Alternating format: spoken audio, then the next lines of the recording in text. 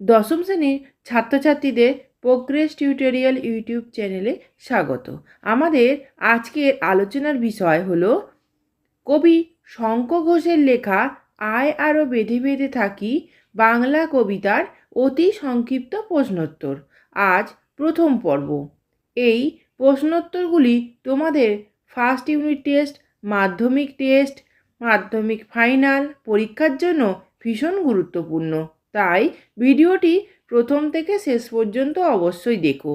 আর একটা কথা বলি, প্রোগ্রেস টিউটোরিয়াল এমন একটি চ্যানেল যেখানে নবম দশম শ্রেণীর প্রথম, দ্বিতীয় ও তৃতীয় পর্যায়ক্রমিক মূল্যায়নে কোশ্চেন প্যাটার্ন অনুযায়ী বিভিন্ন ধরনের প্রশ্ন ও উত্তর আলোচনা করা হয়ে থাকে। চলো আজকের ভিডিওটি শুরু করা যাক। আজকের প্রথম প্রশ্নটি দেখো, আয় আরও বেঁধে বেঁধে থাকি কবিতাটি কার কোন কাব্যের অন্তর্গত? উত্তর, আয় আরও বেঁধে বেঁধে থাকি শঙ্খ ঘোষের জলই পাষাণ হয়ে আছে কাব্যের অন্তর্গত। পরের প্রশ্নটি দেখো, আয় আরও বেঁধে বেঁধে থাকি কবিতায় আমাদের ডান ও বাম পাশে কি আছে? উত্তর দেখো, আয় আরও বেঁধে বেঁধে থাকি কবিতায় আমাদের ডান পাশে ধস আর বাম পাশে গিরিখাদ আছে। পরের প্রশ্নটি দেখো, আয় আরও বেঁধে বেঁধে থাকি কবিতায় বোমারুর অবস্থান কোথায়? উত্তর, কবি শঙ্খ ঘোষ রচিত আয় আরও বেঁধে বেঁধে থাকি কবিতায় বোমারুর অবস্থান সাধারণ যুদ্ধ বিধ্বস্ত মানুষদের মাথার ওপর। পরের প্রশ্নটি দেখো, পায়ে পায়ে হিমানির বাঁধ। পায়ে পায়ে বলতে কবিতায় কি বোঝানো হয়েছে? উত্তর, উদ্ধৃতাংশটিতে পায়ে পায়ে বলতে প্রতি পদক্ষেপকে বোঝানো হয়েছে।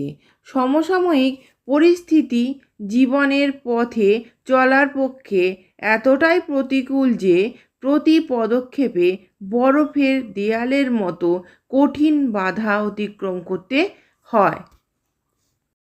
পরের প্রশ্নটি দেখো, আয় আরও বেঁধে বেঁধে থাকি কবিতায় কবি চরম প্রতিবন্ধকতার কথা কোন পংক্তিটিতে ব্যক্ত করেছেন? উত্তর, আয় আরও বেঁধে বেঁধে থাকি কবিতায় চরম প্রতিবন্ধকতার কথা ব্যক্ত হয়েছে পায়ে পায়ে হিমানির বাঁধ এই পংক্তিটিতে। পরের প্রশ্নটি দেখো, আয় আরও বেঁধে বেঁধে থাকি কবিতায় বর্ণিত হিমানির বাঁধ কী? উত্তর, আয় আরও বেঁধে বেঁধে থাকি কবিতায় বর্ণিত হিমানির বাঁধ বলতে কবি দুর্লঙ্ঘ প্রতিবন্ধকতাকে বুঝিয়েছেন, যা সাধারণ মানুষের অনতিক্রম্য। পরের প্রশ্নটি দেখো, আয় আরও বেঁধে বেঁধে থাকি কবিতায় আমাদের চতুর্দিক কেমন? উত্তর, আয় আরও বেঁধে বেঁধে থাকি কবিতায় আমাদের ডানে ধস, বাঁয়ে গিরিখাদ, মাথায় বোমারু আর পায়ে পায়ে হিমানির বাঁধ। এক কথায় আমাদের চতুর্দিক খুবই সংকটপূর্ণ।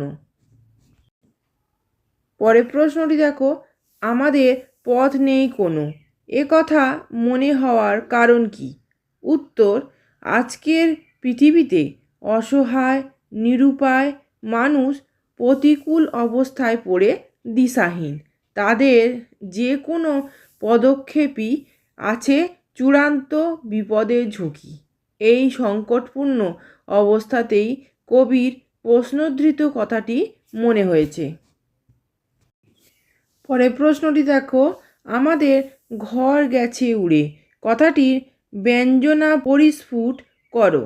উত্তর, আয় আরও বেঁধে বেঁধে থাকি কবিতা থেকে উদ্ধৃত এই অংশটিতে ঘর গেছে উড়ে বলতে বোঝানো হয়েছে সাধারণ মানুষের অবস্থান যুদ্ধে ধ্বংস হয়ে গিয়েছে।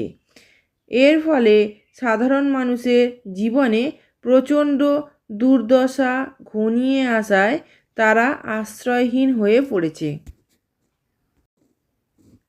পরের প্রশ্নটি দেখো, আমাদের পথ নেই কোনো, আমাদের ঘর গেছে উড়ে এখানে বক্তার কোন মানসিকতা অবস্থার পরিচয় পাও? উত্তর, এখানে বক্তার অসহায় সংকটাপন্ন মানসিক অবস্থার পরিচয় পাই।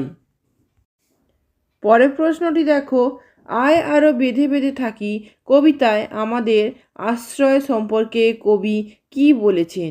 উত্তর, আয় আরও বেঁধে বেঁধে থাকি কবিতায় কবি আমাদের আশ্রয় সম্পর্কে বলেছেন আমাদের ঘর গেছে উড়ে, অর্থাৎ আমরা আশ্রয়হীন।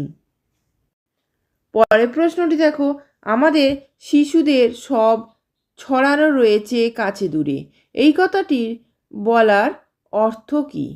উত্তর, সমকালীন পরিস্থিতি, যুদ্ধ, দাঙ্গা, রাজনৈতিক সন্ত্রাসে এতটাই সংকটাপন্ন ও হিংস্রতায় পরিপূর্ণ যে তার আগ্রাসন থেকে নিষ্পাপ শিশুদেরও নিষ্কৃতি মিলছে না, অর্থাৎ শিশু হত্যা ঘটে চলেছে যখন তখন।